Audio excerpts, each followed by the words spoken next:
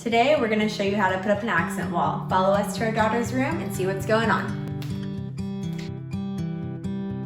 Okay, so welcome to my daughter's room. Originally we put up some of these just for some color, but we came up with a really cool design, and this is going to be the full accent wall, so we'll show you exactly how we do it.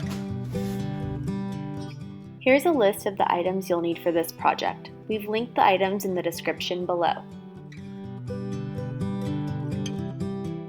We started out by cutting the plywood with a table saw into 2-inch strips. If you don't have a table saw, we suggest asking the store to cut it for you, or just purchase pre-cut strips. After all the plywood was cut, we sanded down the edges with sandpaper. Anytime you cut wood, you want to sand it down to make sure the edges are clean. It will leave you with a nice finished product.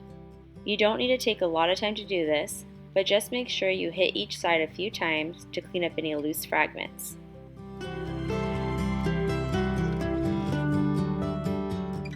Start by framing the wall you want to accent so that all edging is level.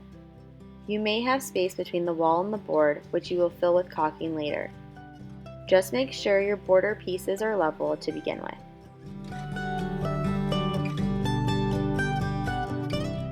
Here, Ryan is using a spacer. We decided to use a 12-inch spacer to make sure everything is even throughout the whole project. One of the reasons we like this design is because all the cuts are very simple. They're either straight cuts or a 45-degree angle cut on the miter saw. So for our accent wall, we're actually using some leftover plywood that we have from our shift block walls downstairs. It's super thin, it's very smooth and easy to work with. You can get it at your local hardware store, something like Home Depot or Lowe's. They should all have it. We just got something smooth so that it's easy to paint over. Also, we cut it down into 2-inch pieces, so the boards are all cut equally into 2 inches. And then my husband has taped everything on this wall. As you can see, all these tape marks along the wall here. That way we can make sure that we really like the design before we actually nail it in. All right, so we have our little helper. This is our helper here. This is gonna be her new accent wall in her room. What do you think, buddy? You like it? Yeah? Before nailing in all the boards, we decided to use tape to create the full design. You can use tape or a pencil to outline your design and help visualize the whole wall. Here, Ryan is setting up the rest of the boards. We were really happy we used tape to map out the design. You'll see that we actually ended up changing something from the original layout. After you've created your final design, use a nail gun to secure all the boards.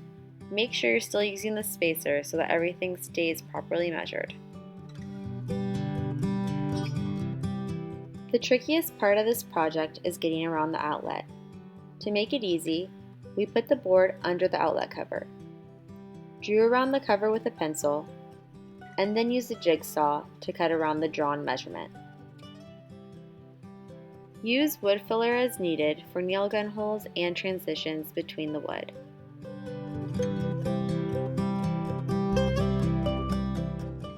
Next, use caulking to fill in any gaps between the edge of the wall and the boards.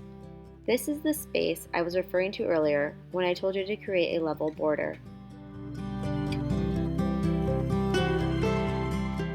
Last step is paint. You can choose any color you like. We chose white because I love bright spaces. Here's our finished accent wall. Be sure to subscribe to our channel and follow us on Instagram for more projects.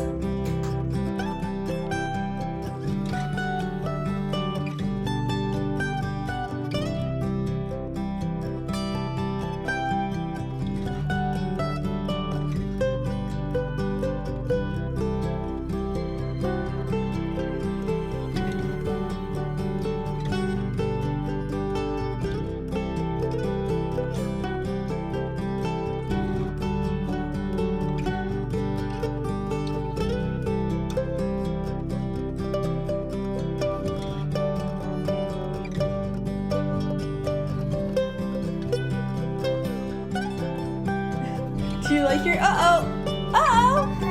You don't want your wall up? You're taking it down? Oh no, she's already destroying this.